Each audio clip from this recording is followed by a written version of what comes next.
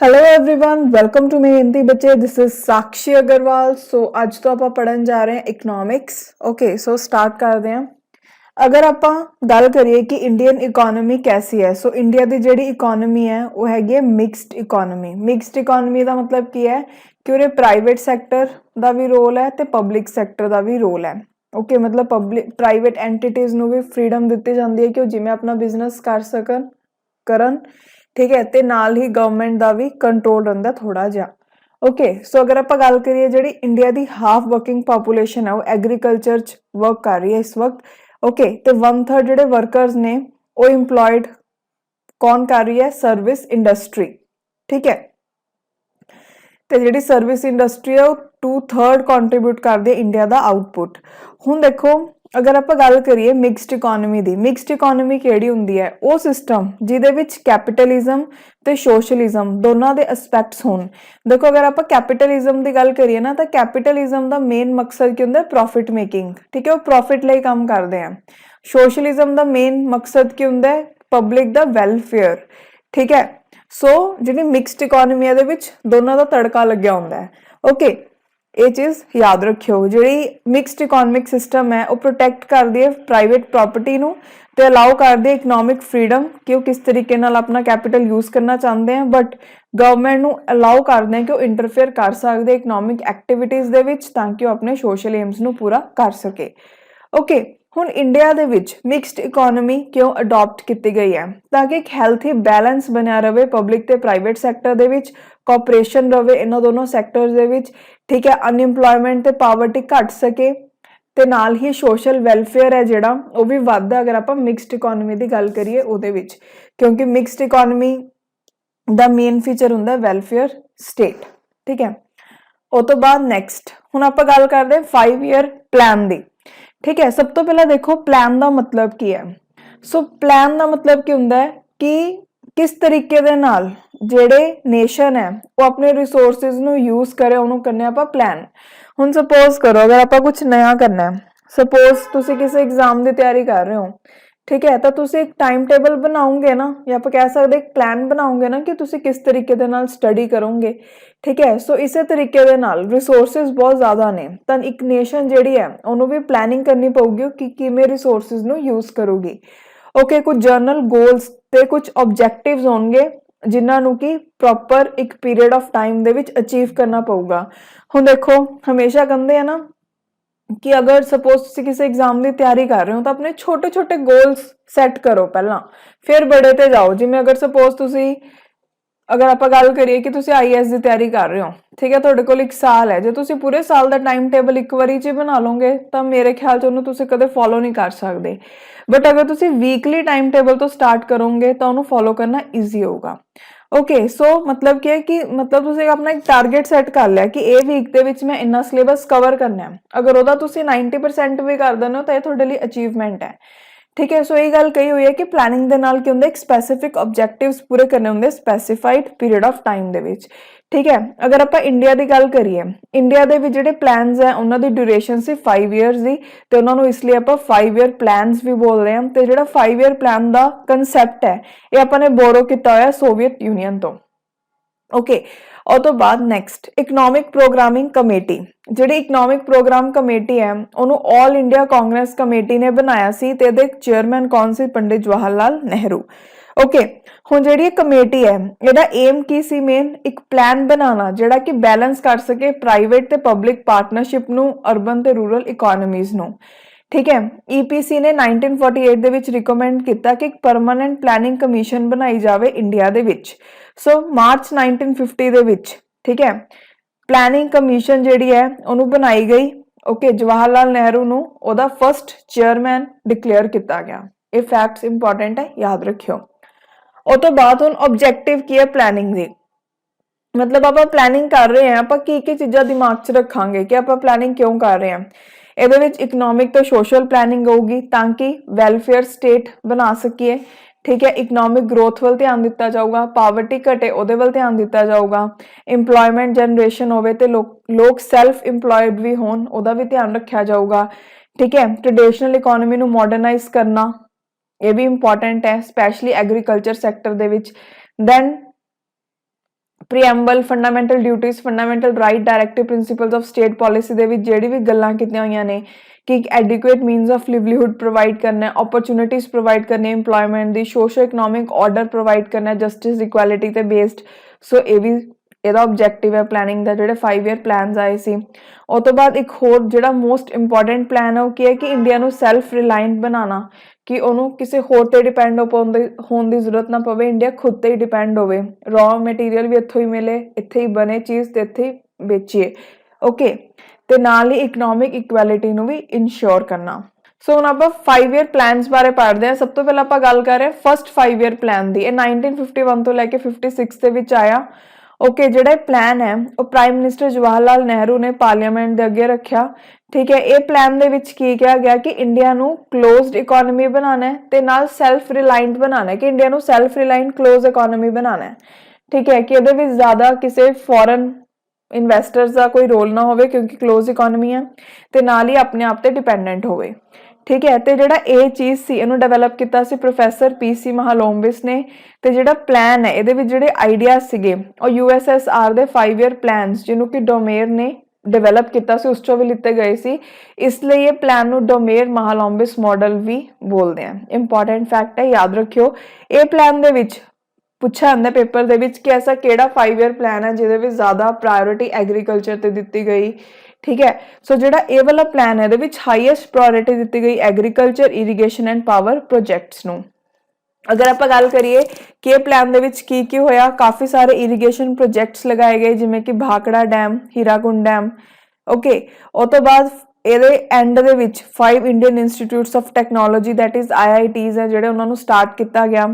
University grant commission ਨੂੰ ਬਣਾਇਆ ਗਿਆ ਕਿ ਉਹ ਫੰਡਿੰਗ ਦੀ ਪੂਰੀ ਦੇਖ ਰੇਖ ਕਰੂਗਾ ਹਾਇਰ ਐਜੂਕੇਸ਼ਨ ਦੇ ਲਈ ਕੰਟਰੀ ਦੇ ਵਿੱਚ। ਉਹ ਤੋਂ ਬਾਅਦ ਨੈਕਸਟ ਸੈਕੰਡ 5 ਈਅਰ ਪਲਾਨ, ਜਿਹੜੀ ਸਕਸੈਸਿਵ 5 ਈਅਰ ਪਲਾਨ ਦੀ ਪਹਿਲੇ ਵਾਲੇ ਦੀ ਉਹਨੇ ਬੂਸਟ ਕਰਤਾ ਕੌਨਫੀਡੈਂਸ ਲੀਡਰਸ ਦਾ। ਸੋ ਜਿਹੜਾ ਐਗਰੀਕਲਚਰ ਗਰੋਥ ਟਾਰਗੇਟ ਸੀ ਫਸਟ ਪਲਾਨ ਦੇ ਵਿੱਚ ਅਚੀਵ ਹੋ ਗਿਆ ਸੀ। ਸੋ ਹੁਣ ਗਵਰਨਮੈਂਟ ਸੋਚ ਰਹੀ ਹੈ ਕਿ ਅਸੀਂ ਐਗਰੀਕਲਚਰ ਤੋਂ ਥੋੜਾ ਜਿਹਾ ਅੱਗੇ ਸੋਚੀਏ ਕਿ ਐਗਰੀਕਲਚਰ ਦਾ ਤਾਂ ਸਾਡਾ ਹੋ ਗਿਆ। ਠੀਕ ਹੈ, ਸੋ ਜਿਹੜਾ ਸੈਕੰਡ 5 ਈਅਰ ਪਲਾਨ ਸੀ ਉਹਦਾ ਮੇਨ ਫੋਕਸ ਕਿਹਦੇ ਉੱਪਰ ਸੀ, ਇੰਡਸਟਰੀ ਦੇ ਉੱਪਰ, ਸਪੈਸ਼ਲੀ ਹੈਵੀ ਇੰਡਸਟਰੀ ਦੇ ਉੱਪਰ। ਇਹਦੇ ਵਿੱਚ ਟਾਰਗੇਟ 25% ਇਨਕਰੀਜ਼ ਦਾ ਰੱਖਿਆ ਗਿਆ ਸੀ ਨੇਸ਼ਨ ਇਨਕਮ ਦੇ ਵਿੱਚ। ਠੀਕ ਹੈ, ਕਿ ਰੈਪਿਡ ਇੰਡਸਟਰੀਲਾਈਜੇਸ਼ਨ ਦੇ ਨਾਲ ਨੈਸ਼ਨਲ ਇਨਕਮ ਦੇ ਵਿੱਚ 25% ਇਨਕਰੀਜ਼ ਲੈ ਕੇ ਆਣਾ ਇਹ ਟਾਰਗੇਟ ਹੈ। ਜਿਹੜਾ ਸੈਕੰਡ 5 ਈਅਰ ਪਲਾਨ ਹੈ ਉਹ ਕਿਹਦੇ ਉੱਪਰ ਬੇਸ ਸੀ, ਮਹਾਲੋਂਬਿਸ ਮਾਡਲ ਦੇ ਉੱਪਰ। ਓਕੇ, ਜਿਹੜਾ ਦੇਖੋ ਜਿਹੜਾ ਫਸਟ 5 ਈਅਰ ਪਲਾਨ ਹੈ ਨਾ ਉਹਦਾ ਨਾਮ ਇੱਕ ਤਾਂ ਡੋਮੇਰ ਮਹਾਲੋਂਬਿਸ ਮਾਡਲ ਹੈ। ਠੀਕ ਹੈ, ਇੱਕ ਹੋਰ ਵੀ ਇਹਦਾ ਨਾਮ ਹੈ ਉਹ ਹੈਗਾ ਹੈਰੋਡ ਡੋਮਾਰ। ਠੀਕ ਹੈ, ਇਹ ਵਾਲਾ ਨਾਮ ਤੁਸੀਂ ਯਾਦ ਰੱਖਣਾ ਕਿਉਂਕਿ ਪੇਪਰਾਂ 'ਚ ਨਾ ਇਹ ਵਾਲਾ ਨਾਮ ਜ਼ਿਆਦਾ ਦਿੱਤਾ ਜਾਂਦਾ ਹੈ ਕਿ ਇਹ ਵਾਲਾ ਮਾਡਲ ਕਿਹੜੇ ਪਲਾਨ ਨੂੰ ਬੋਲਦੇ ਆ, ਫਸਟ ਨੂੰ, ਤੇ ਜਿਹੜਾ ਸੈਕਿੰਡ ਹੈ ਉਹਨੂੰ ਮਹਾਲੋਂਬਿਸ ਮਾਡਲ ਬੋਲਦੇ ਆ। ਠੀਕ ਹੈ, ਸੋ ਮਹਾਲੋਂਬਿਸ ਕੱਲਾ ਆ ਜਾਏ ਤਾਂ ਸੈਕਿੰਡ ਵਾਲਾ ਯਾਦ ਰੱਖਿਓ। ਉਹ ਤੋਂ ਬਾਅਦ ਦੇਖੋ ਜਿਹੜੇ ਮਾਡਲ ਹੈ ਉਹਦੇ ਵਿੱਚ ਗੱਲ ਕੀਤੀ ਗਈ ਸੀ ਕਿ ਹੈਵੀ ਇੰਡਸਟਰੀਜ਼ ਦੇ ਉੱਪਰ ਧਿਆਨ ਦੇਣਾ ਹੈ। ਠੀਕ ਹੈ, ਜਿਹਦੇ ਨਾਲ ਇੰਡੀਅਨ ਇਕਨੋਮੀ ਜਿਹੜੀ ਹੈ ਉਹ ਕਾਫੀ ਜ਼ਿਆਦਾ ਡਿਵੈਲਪ ਕਰੇ।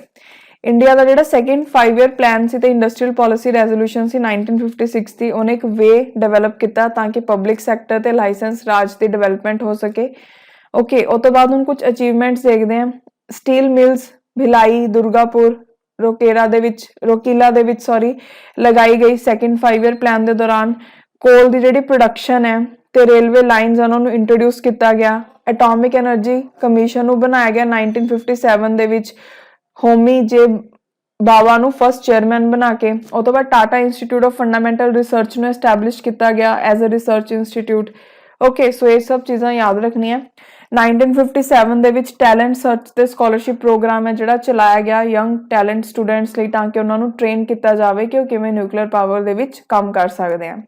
ਓਕੇ, ਹੁਣ ਦੇਖੋ ਆਪਾਂ ਨੇ ਪੜਿਆ ਪਹਿਲਾਂ ਕਿ ਜਿਹੜਾ ਸੈਕੰਡ 5 ਈਅਰ ਪਲਾਨ ਸੀ ਦਾ ਟਾਰਗੇਟ ਸੀਗਾ ਕਿ 25% ਇਨਕਰੀਜ਼ ਲੈ ਕੇ ਆਣੀ ਹੈ, ਬਟ ਇਹਦੇ ਵਿੱਚ ਜਿਹੜਾ ਟਾਰਗੇਟ ਹੈ ਸਿਰਫ ਉਹ ਕਿੰਨਾ ਅਚੀਵ ਹੋ ਪਾਇਆ ਸੀ, 20%। ਓਕੇ, ਉਹ ਤੋਂ ਬਾਅਦ ਨੈਕਸਟ ਹੈ ਥਰਡ 5 ਈਅਰ ਪਲਾਨ। ਇਹਦਾ ਈਅਰ ਕੀ ਸੀ, 1961 ਤੋਂ ਲੈ ਕੇ 1966। ਇਹ ਪਲਾਨ ਦੇ ਵਿੱਚ ਇੰਡੀਆ ਨੇ ਮੇਨ ਐਫਰਟ ਕੀ ਲਗਾਏ ਕਿ ਸੈਲਫ ਰਿਲਾਇੰਟ ਬਣਨਾ ਫੂਡ ਪ੍ਰੋਡਕਸ਼ਨ ਦੇ ਵਿੱਚ ਤੇ ਇੰਡਸਟਰੀ ਦੇ ਵਿੱਚ। ਪਹਿਲੇ ਦੇ ਵਿੱਚ ਆਪਾਂ ਨੇ ਕੀ ਪੜਿਆ ਕਿ ਕੀ ਗੱਲ ਕੀਤੀ ਗਈ, ਐਗਰੀਕਲਚਰ ਨੂੰ ਇੰਪਰੂਵ ਕਰਨਾ ਹੈ। ਸੈਕਿੰਡ ਦੇ ਵਿੱਚ ਗੱਲ ਕੀਤੀ ਗਈ ਇੰਡਸਟਰੀ ਨੂੰ ਇੰਪਰੂਵ ਕਰਨਾ ਹੈ। ਥਰਡ ਦੇ ਵਿੱਚ ਗੱਲ ਕੀਤੀ ਗਈ ਕਿ ਸੈਲਫ ਰਿਲਾਇੰਟ ਬਣਨਾ ਹੈ। ठीक है। बट ਜਿਹੜਾ ਇਹ ਪਲਾਨ ਸੀਗਾ ਉਹਨੇ ਕਾਫੀ ਸਾਰੇ ਪੋਲੀਟੀਕਲ ਤੇ ਇਕਨੋਮਿਕ ਪ੍ਰੋਬਲਮਸ ਫੇਸ ਕੀਤੀਆਂ, ਜਿਵੇਂ ਕਿ 1961 ਤੋਂ ਲੈ ਕੇ 66 ਦੇ ਵਿੱਚ ਇਹ ਪਲਾਨ ਰਿਹਾ। ਇੱਕ ਇੰਡੋ ਚਾਈਨਾ ਵਾਰ ਹੋ ਗਈ ਸੀ 1962 ਦੀ ਤੇ ਇੰਡੋ ਪਾਕ ਵਾਰ 1965 ਦੀ। ਠੀਕ ਹੈ, ਉਹਨੇ ਕੀ ਕੀਤਾ, ਉਹਨੇ ਕੰਟਰੀ ਦੀ ਵੀਕਨੈਸ ਨੂੰ ਸ਼ੋ ਕਰਤਾ। ਫਿਰ ਇਹ ਕਨਫਲਿਕਟਸ ਦੇ ਕਰਕੇ ਜਿਹੜਾ ਫੋਕਸ ਸੀਗਾ ਉਹ ਸੈਲਫ ਰਿਲਾਇੰਟ ਹੋਣ ਦੀ ਬਜਾਏ ਡਿਫੈਂਸ ਦੀ ਪ੍ਰੋਡਕਸ਼ਨ ਦੇ ਵੱਲ ਚਲਾ ਗਿਆ। ਓਕੇ, ਕੰਟਰੀ ਦਾ ਮੋਰਲ ਹੈ ਜਿਹੜਾ ਉਹ ਡਾਊਨ ਹੋ ਗਿਆ, ਕਿਉਂਕਿ ਜਵਾਹਰ ਲਾਲ ਨਹਿਰੂ ਦੀ 1964 ਦੇ ਵਿੱਚ ਡੈਥ ਹੋ ਗਈ ਤੇ ਉਸ ਤੋਂ ਬਾਅਦ ਲਾਲ ਬਹਾਦੁਰ ਸ਼ਾਸਤਰੀ ਜੀ ਦੀ ਡੈਥ ਹੋ ਗਈ। ਫਿਰ 1965-66 ਦੇ ਵਿੱਚ ਫੇਮਾਈਨ ਈਅਰ ਆ ਗਿਆ। ਠੀਕ ਹੈ, ਤੇ ਜਿਹੜੀ ਪ੍ਰੋਬਲਮ ਹੈ ਕੰਟਰੀ ਦੀ ਉਹ ਹੋਰ ਜ਼ਿਆਦਾ ਵੱਧ ਗਈ ਕਿਉਂਕਿ ਸਟਾਕਸ ਖਤਮ ਹੋ ਗਏ ਸੀ ਫੇਮਾਈਨਸ ਦੇ ਵਿੱਚ। ਓਕੇ, ਉਸ ਤੋਂ ਬਾਅਦ ਕੁਝ ਇਹਦੇ ਵਿੱਚ ਪੋਜ਼ਿਟਿਵ ਗੱਲਾਂ ਵੀ ਹੋਈਆਂ। ਉਹ ਕੀ ਸੀ, 1965 ਤੋਂ 66 ਦੇ ਵਿੱਚ ਇੰਡੀਆ ਦੇ ਵਿੱਚ ਗ੍ਰੀਨ ਰੈਵੋਲੂਸ਼ਨ ਦੀ ਸ਼ੁਰੂਆਤ ਹੋਈ, ਜਿਹਦੇ ਨਾਲ ਐਡਵਾਂਸਡ ਐਗਰੀਕਲਚਰ ਦੀ ਸ਼ੁਰੂਆਤ ਹੋਈ। ਠੀਕ ਹੈ, ਡੈਮਸ ਬਣਨੇ ਸਟਾਰਟ ਹੋਏ, ਸੀਮੈਂਟ ਤੇ ਫਰਟੀਲਾਈਜ਼ਰ ਪਲਾਂਟਸ ਹੈ ਜਿਹੜੇ ਉਹ ਬਣੇ। ਪੰਜਾਬ ਹੈ ਜਿਹੜਾ ਉਹਦੇ ਵਿੱਚ ਕਾਫੀ ਜ਼ਿਆਦਾ ਵੀਟ ਦੀ ਪ੍ਰੋਡਕਸ਼ਨ ਹੋਣ ਲੱਗ ਗਈ। ਪ੍ਰਾਇਮਰੀ ਸਕੂਲਸ ਰੂਰਲ ਏਰੀਆ ਦੇ ਵਿੱਚ ਸਟਾਰਟ ਹੋ ਗਏ।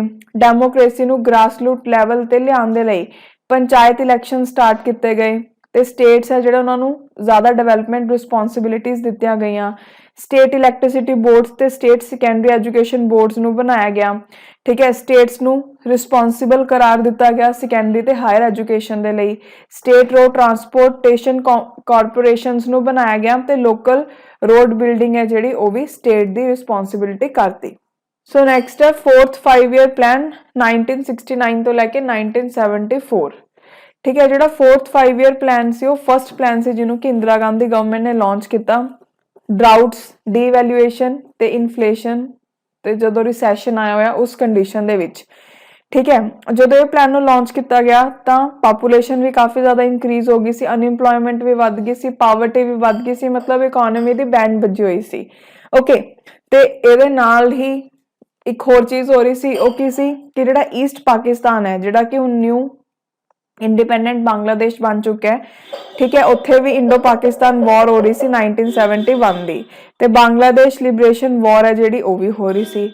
ਠੀਕ ਹੈ, ਸੋ ਜਿਹੜੇ ਫੰਡਸ ਇੰਡਸਟਰੀਅਲ ਡਿਵੈਲਪਮੈਂਟ ਦੇ ਲਈ ਰੱਖੇ ਗਏ ਸੀ ਉਹਨੂੰ ਵਾਰ ਦੇ ਵਿੱਚ ਯੂਜ਼ ਕਰਨਾ ਪੈ ਰਿਹਾ ਸੀ, ਮਤਲਬ ਕੰਡੀਸ਼ਨ ਬਹੁਤ ਬੁਰੀ ਸੀ। ਠੀਕ ਹੈ, ਹੁਣ ਦੇਖਦੇ ਹਾਂ ਕਿ 4th 5 year ਪਲਾਨ ਦੇ ਵਿੱਚ ਕੀ ਹੋਇਆ। ਇੰਡੀਆ ਨੂੰ ਵਾਰ ਲੜਨੀ ਪਈ ਪਾਕਿਸਤਾਨ ਦੇ ਨਾਲ। ਠੀਕ ਹੈ, ਉਸ ਤੋਂ ਬਾਅਦ ਫਿਰ ਬੰਗਲਾਦੇਸ਼ ਬਣਿਆ। ਉਸ ਤੋਂ ਬਾਅਦ 14 ਮੇਜਰ ਇੰਡੀਅਨ ਬੈਂਕਸ ਨੂੰ ਨੈਸ਼ਨਲਾਈਜ਼ ਕੀਤਾ ਗਿਆ। ਠੀਕ ਹੈ, ਇਹਦੇ ਨਾਲ ਬੈਂਕਿੰਗ ਦੇ ਵਿੱਚ ਲੋਕਾਂ ਦਾ ਕੌਨਫੀਡੈਂਸ ਵਧਿਆ। ਓਕੇ, ਤੇ ਇਹਦੇ ਨਾਲ ਪ੍ਰਾਈਵੇਟ ਸੇਵਿੰਗਸ ਵੀ ਬੈਂਕਿੰਗ 'ਚ ਜਾਣ ਲੱਗੀਆਂ।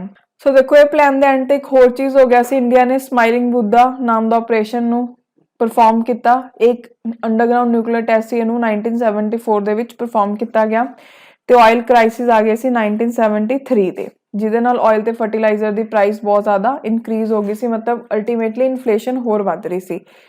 ਓਕੇ, ਸੋ ਨੈਕਸਟ ਆਪਾਂ ਪੜ੍ਹਦੇ ਹਾਂ 5th 5 year ਪਲਾਨ 1974 ਤੋਂ ਲੈ ਕੇ 79 ਤੱਕ। ਜਿਹੜਾ 5th 5 year ਪਲਾਨ ਸੀ ਉਹਦੇ ਦੋ ਆਬਜੈਕਟਿਵ ਸੀਗੇ, ਉਹ ਕੀ ਸੀ, ਪਾਵਰਟੀ ਨੂੰ ਹਟਾਣਾ ਤੇ ਆਪਣੀ ਸੈਲਫ ਰਿਲਾਇੰਟ ਬਣਨਾ। ਠੀਕ ਹੈ, ਜਿਹੜਾ ਪਲੈਨਿੰਗ ਕਮਿਸ਼ਨ ਸੀ ਉਹਨੇ ਇੱਕ ਨੈਸ਼ਨਲ ਪ੍ਰੋਗਰਾਮ ਦਿੱਤਾ ਮਿਨੀਮਮ ਨੀਡਸ ਦਾ, ਜਿਹਦੇ ਵਿੱਚ elementary education, safe drinking water, health care, shelter for landless, ਇਹ ਸਭ ਚੀਜ਼ਾਂ ਨੂੰ ਇਨਕਲੂਡ ਕੀਤਾ ਗਿਆ। ਉਸ ਤੋਂ ਬਾਅਦ ਇਲੈਕਟ੍ਰਿਸਿਟੀ ਸਪਲਾਈ ਐਕਟ 1975 ਜਿਹੜਾ ਸੀ ਉਹਨੂੰ ਇਨੈਕਟ ਕੀਤਾ ਗਿਆ ਤਾਂ ਕਿ ਜਿਹੜੀ ਸੈਂਟਰ ਗਵਰਨਮੈਂਟ ਹੈ ਉਹ ਪਾਵਰ ਜਨਰੇਸ਼ਨ ਤੇ ਟਰਾਂਸਮਿਸ਼ਨ ਦੇ ਸੈਕਟਰ ਦੇ ਵਿੱਚ ਐਂਟਰ ਕਰ ਜੇ। ਠੀਕ ਹੈ, ਤੇ ਇੰਡੀਆ ਦੇ ਵਿੱਚ ਆਪਾਂ ਨੂੰ ਕਾਫੀ ਜ਼ਿਆਦਾ ਰਾਈਸ ਦੇਖਣ ਨੂੰ ਮਿਲਿਆ ਫੂਡ ਗ੍ਰੇਨ ਪ੍ਰੋਡਕਸ਼ਨ ਦੇ ਵਿੱਚ। ਠੀਕ ਹੈ, ਤੇ 5th ਪਲਾਨ ਤੋਂ ਬਾਅਦ ਜਿਹੜਾ ਇੰਡੀਆ ਹੈ ਉਹਨੇ ਕੁਝ ਹੱਦ ਤੱਕ ਸੈਲਫ ਸਫੀਸ਼ੀਐਂਸੀ ਫੂਡ ਗ੍ਰੇਨਸ ਦੇ ਵਿੱਚ ਅਚੀਵ ਕਰ ਲਈ ਸੀ। ਉਸ ਤੋਂ ਬਾਅਦ ਅਨਇਕੁਅਲ ਸਪਰੈਡ ਜਿਹੜੀ ਹੋ ਰਹੀ ਸੀ ਗ੍ਰੀਨ ਰੈਵੋਲੂਸ਼ਨ ਦੀ, ਉਹ ਪ੍ਰੋਬਲਮ ਨੂੰ ਸੋਲਵ ਕਰਨ ਦੇ ਲਈ ਜਿਹੜੀ ਗਵਰਨਮੈਂਟ ਹੈ ਉਹਨਾਂ ਨੇ ਹੋਲਸੇਲ ਟ੍ਰੇਡ ਕਰਨਾ ਸਟਾਰਟ ਕੀਤਾ ਵੀਟ ਦੇ ਵਿੱਚ। ਇੰਦਰਾ ਗਾਂਧੀ ਗਵਰਨਮੈਂਟ ਹੈ ਜਿਹੜੀ ਉਹਨਾਂ ਨੇ ਲਾਂਚ ਕੀਤਾ 20 ਪੁਆਇੰਟ ਪ੍ਰੋਗਰਾਮ ਇਰੀਗੇਸ਼ਨ ਸਕੀਮਸ, ਜਿਵੇਂ ਕਿ ਕਮਾਂਡ ਏਰੀਆ ਡਿਵੈਲਪਮੈਂਟ ਪ੍ਰੋਗਰਾਮ। ਠੀਕ ਹੈ, ਉਸ ਤੋਂ ਬਾਅਦ 1975 ਦੇ ਵਿੱਚ ਇੰਦਰਾ ਗਾਂਧੀ ਨੇ ਐਮਰਜੈਂਸੀ ਲਗਾਤੀ। ਠੀਕ ਹੈ, ਸੋ ਦੇਖੋ 1975 ਦੇ ਵਿੱਚ ਇੰਦਰਾ ਗਾਂਧੀ ਨੇ ਐਮਰਜੈਂਸੀ ਲਗਾਤੀ ਤੇ ਕਾਫੀ ਜ਼ਿਆਦਾ ਪੋਲਿਟਿਕਸ ਹੋਣ ਲੱਗ ਗਈ। 1977 ਦੇ ਵਿੱਚ ਗਵਰਨਮੈਂਟ ਚੇਂਜ ਹੋ ਗਈ। ਠੀਕ ਹੈ, ਤੇ ਫਸਟ ਨਾਨ ਕਾਂਗਰਸ ਗਵਰਨਮੈਂਟ ਬਣੀ ਜਿਹਦੇ ਵਿੱਚ ਹੈਡ ਕੌਣ ਸੀ, ਮੁਰਾਰਜੀ ਦੇਸਾਈ। ਠੀਕ ਹੈ, ਨਿਊ ਸੈਂਟਰਲ ਗਵਰਨਮੈਂਟ ਹੈ ਜਿਹੜੀ ਉਹਨੂੰ ਜਨਤਾ ਅਲਾਈਅੰਸ ਬੋਲਿਆ ਗਿਆ। ਤੇ ਇਹ ਜਿਹੜੀ ਗਵਰਨਮੈਂਟ ਆਈ ਇਹਨਾਂ ਨੇ ਪਲੈਨਿੰਗ ਕਮਿਸ਼ਨ ਨੂੰ ਦੁਬਾਰਾ ਤੋਂ ਰੀਕਨਸਟੀਟਿਊਟ ਕੀਤਾ ਤੇ ਇੱਕ ਨਿਊ ਸਟ੍ਰੈਟਜੀ ਅਨਾਉਂਸ ਕੀਤੀ ਪਲੈਨਿੰਗ ਦੇ ਵਿੱਚ। ਜਿਹੜੀ ਇਹ ਨਿਊ ਸਟ੍ਰੈਟਜੀ ਸੀ ਉਹਨੇ ਆਹ ਜਿਹੜਾ 5th 5 ਈਅਰ ਪਲਾਨ ਜੋ ਕਿ ਪਹਿਲੀ ਗਵਰਨਮੈਂਟ ਨੇ ਚਲਾਇਆ ਹੋਇਆ ਸੀ ਉਹਦਾ ਆਬਜੈਕਟਿਵ ਹੀ ਚੇਂਜ ਕਰਤਾ। ਠੀਕ ਹੈ, ਜਿਹੜਾ ਨਿਊ ਆਬਜੈਕਟਿਵ ਸੀ ਉਹ ਇਹਦਾ ਕੀ ਰੱਖਿਆ ਗਿਆ, ਗਰੋਥ ਫॉर ਸੋਸ਼ਲ ਜਸਟਿਸ। ਠੀਕ ਹੈ, ਤੇ ਜਿਹੜੀ ਨਿਊ ਅਪਰੋਚ ਸੀ ਉਹਨੂੰ ਕੀ ਬੋਲਿਆ ਗਿਆ, ਰੋਲਿੰਗ ਪਲਾਨ।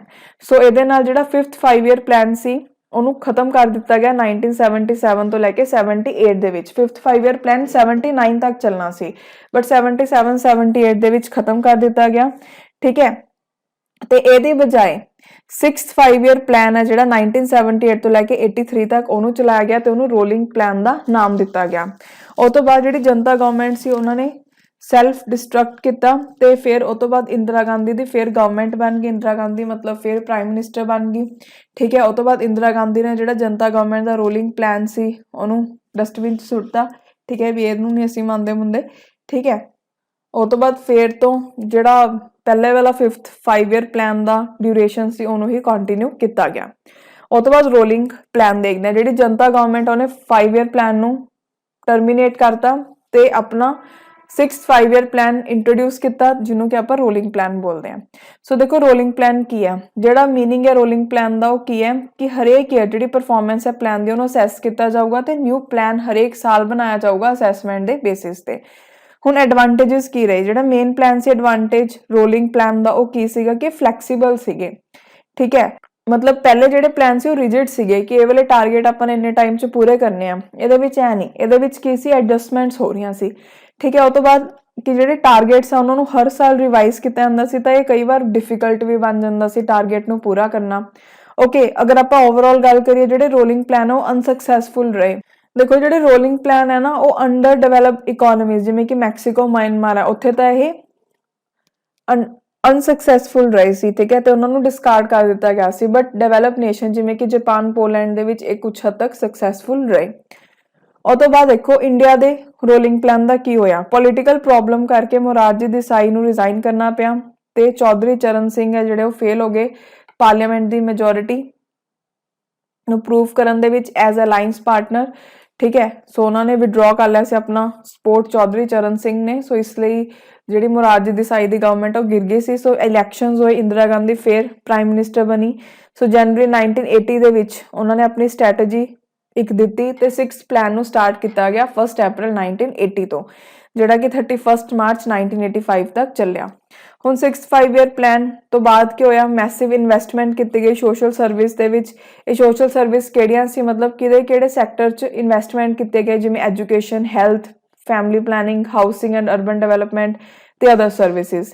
ਠੀਕ ਹੈ, 6th ਪਲਾਨ ਤੋਂ ਬਾਅਦ ਜਿਹੜਾ ਰੋਲ ਤੇ ਸਕੋਪ ਹੈ ਪਲੈਨਿੰਗ ਕਮਿਸ਼ਨ ਦਾ ਉਹਨੂੰ ਵੀ ਵਧਾਇਆ ਗਿਆ। ਜਿਹੜੇ ਪਲਾਨ ਦੇ ਆਬਜੈਕਟਿਵ ਸੀਗੇ ਮੇਨ ਉਹ ਕੀ ਸੀ, ਪਾਵਰਟੀ ਐਲੀਵੇਸ਼ਨ ਤੇ higher economic growth. Special attention ਦਿੱਤਾ ਗਿਆ ਕਿ ਕਿਸ ਤਰੀਕੇ ਨਾਲ ਪਾਵਰਟੀ ਨੂੰ ਹਟਾਇਆ ਜਾਵੇ। ਰੂਰਲ ਡਿਵੈਲਪਮੈਂਟ ਸਕੀਮਸ ਜਿਵੇਂ ਕਿ integrated rural development program IRDP ਬੋਲਦੇ ਆ ਜਿਹਨੂੰ, national rural employment program NERP, rural landless employment guarantee program RLEGP ਇਹਨਾਂ ਨੂੰ ਲਾਂਚ ਕੀਤਾ ਗਿਆ। ਜਿਹੜੀ ਪਾਵਰਟੀ ਸੀ ਸਟਾਰਟਿੰਗ ਦੇ ਵਿੱਚ 47% ਸੀ। ਠੀਕ ਹੈ, ਤੇ ਇਹਨੂੰ ਟਾਰਗੇਟ ਕੀਤਾ ਗਿਆ ਕਿ 30% ਤੇ ਲੈ ਆਣਾ ਬਟ ਐਕਚੁਅਲ ਟਾਰਗੇਟ ਜਿਹੜਾ ਅਚੀਵ ਹੋਇਆ ਸੀ 37%। ਠੀਕ ਹੈ, ਰੂਰਲ ਯੂਥ ਦੀ ਟ੍ਰੇਨਿੰਗ ਕੀਤੀ ਗਈ ਕਿ ਉਹ ਸੈਲਫ ਇੰਪਲੋਏ ਹੋ ਸਕਣ। ਉਸ ਤੋਂ ਬਾਅਦ ਇੰਟੀਗ੍ਰੇਟਿਡ ਰੂਰਲ ਡਿਵੈਲਪਮੈਂਟ ਪ੍ਰੋਗਰਾਮ ਨੂੰ ਲਾਂਚ ਕੀਤਾ ਗਿਆ ਅਕਤੂਬਰ 2 1980 ਦੇ ਵਿੱਚ ਪੂਰੀ ਕੰਟਰੀ ਦੇ ਵਿੱਚ। ਨੈਸ਼ਨਲ ਰੂਰਲ ਇੰਪਲੋਇਮੈਂਟ ਪ੍ਰੋਗਰਾਮ ਨੂੰ ਅਕਤੂਬਰ ਦੇ ਵਿੱਚ ਲਾਂਚ ਕੀਤਾ ਗਿਆ। ਓਕੇ, ਉਸ ਤੋਂ ਬਾਅਦ ਨੈਕਸਟ ਦੇਖੋ, ਪਹਿਲਾਂ 37% ਲੋਕ ਹੈ ਜਿਹੜੇ ਇੰਡੀਆ ਦੇ ਉਹ ਬਿਲੋ ਪਾਵਰਟੀ ਲਾਈਨ ਸੀ ਤੇ ਹੁਣ ਉਹ ਕਿੰਨੇ ਹੋ ਗਏ ਸੀ 20.9%। Then 7th 5 year plan 1985 to 90। ਠੀਕ ਹੈ, ਫਿਰ ਇੱਕ ਬਹੁਤ ਬੜਾ ਪਲਾਨ ਆਊਟਲਾਈਨ ਕੀਤਾ ਗਿਆ 1985 ਤੋਂ ਲੈ ਕੇ 2000 ਤੱਕ ਤੇ 7th 5 ਈਅਰ ਪਲਾਨ ਹੈ ਜਿਹੜਾ ਉਹਨੂੰ ਅਨਾਉਂਸ ਕੀਤਾ ਗਿਆ। ਠੀਕ ਹੈ, ਜਿਹੜੇ ਪਲਾਨ ਹੈ ਉਹਨੂੰ ਸਟਾਰਟ ਕੀਤਾ ਸੀ ਰਾਜੀਵ ਗਾਂਧੀ ਗਵਰਨਮੈਂਟ ਨੇ ਜਦੋਂ ਡਾਕਟਰ ਮਨਮੋਹਨ ਸਿੰਘ ਨੂੰ ਡਿਪਟੀ ਚੇਅਰਮੈਨ ਬਣਾਇਆ ਗਿਆ ਪਲੈਨਿੰਗ ਕਮਿਸ਼ਨ ਦਾ। ਇਹਦਾ ਬੇਸਿਕ ਆਬਜੈਕਟਿਵ ਕੀ ਸੀ, ਡਿਵੈਲਪਮੈਂਟ ਨੂੰ ਸਪੀਡ ਅਪ ਕਰਨਾ, ਮਾਡਰਨਾਈਜੇਸ਼ਨ ਕਰਨੀ, ਸੈਲਫ ਰਿਲਾਇੰਟ, ਸੋਸ਼ਲ ਜਸਟਿਸ। ਠੀਕ ਹੈ, ਜਿਹੜਾ 7th ਪਲਾਨ ਸੀ ਉਹਨੇ ਐਕਸਪੈਂਸ਼ਨ ਕੀਤਾ ਨੈਸ਼ਨਲ ਰੂਰਲ ਇੰਪਲੋਇਮੈਂਟ ਪ੍ਰੋਗਰਾਮ ਦਾ, rural landless employment guarantee programme ਦਾ ਜਿਹਨੂੰ ਕਿ 6th ਪਲਾਨ ਦੇ ਵਿੱਚ ਸਟਾਰਟ ਕੀਤਾ ਗਿਆ।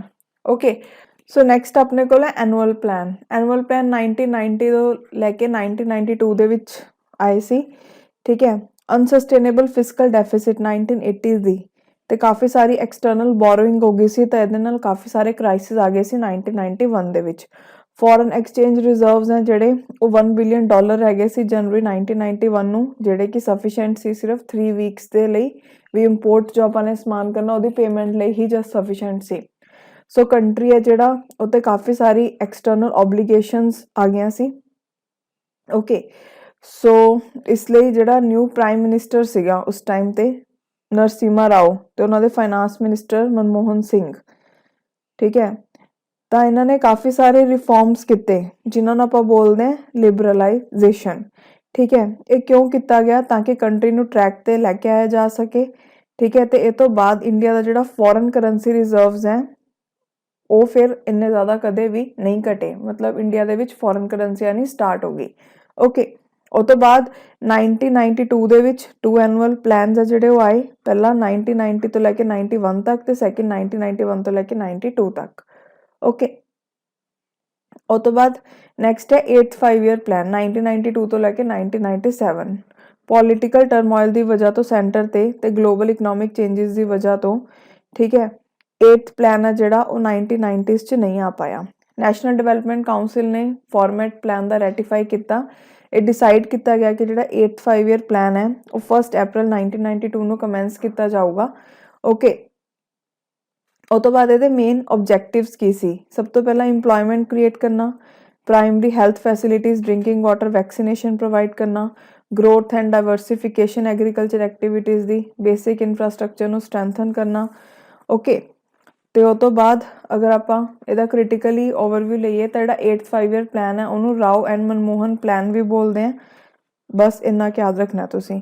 ਓਕੇ, ਉਹ ਤੋਂ ਬਾਅਦ ਇੱਕ ਹੋਰ ਚੀਜ਼ ਹੈ ਕਿ 1991 ਦੇ ਵਿੱਚ ਰੁਪੀ ਹੈ ਜਿਹੜੀ ਉਹ ਫੇਰ ਤੋਂ ਡੀਵੈਲਿਊ ਹੋ ਗਈ ਸੀ ਕਰੰਸੀ, ਕਿਉਂਕਿ ਡੀਵੈਲਿਊ ਹੋ ਗਈ ਤਾਂ ਇੰਡੀਅਨ ਰੁਪੀ ਹੈ ਜਿਹੜਾ ਉਹ 17.50 ਪਰ ਡਾਲਰ ਤੋਂ 45 ਪਰ ਡਾਲਰ ਹੋ ਗਿਆ ਸੀ 1992 ਦੇ ਵਿੱਚ। ਓਕੇ, ਉਹ ਤੋਂ ਬਾਅਦ 9th 5 ਈਅਰ ਪਲਾਨ 1997 ਤੋਂ ਲੈ ਕੇ 2002 ਦੇ ਵਿੱਚ।